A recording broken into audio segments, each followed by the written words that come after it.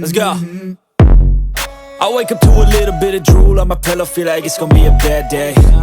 Yeah, I'm tired of shit, and the coffee ain't hit yet, damn, ain't that great. I don't wanna go to work, cause my boss is a jerk, and I'm not even that paid. I need a change in my life, cause I don't feel alive, and there's nothing that makes me happy. Hold my beer for a minute, I'm about to quit my job, cash in for a ticket. I'm going on a trip and I don't plan to visit. I'm gonna stay there till I feel like I'm winning, and this is just the beginning. I need a big change, help me feel like living. I need a big swing, home runs I'm hitting, and I'll never look back, moving on till I get it all. And we all got dreams, we all want things, but what you gonna do for it? How you gonna move for it? What you gonna be? And do you believe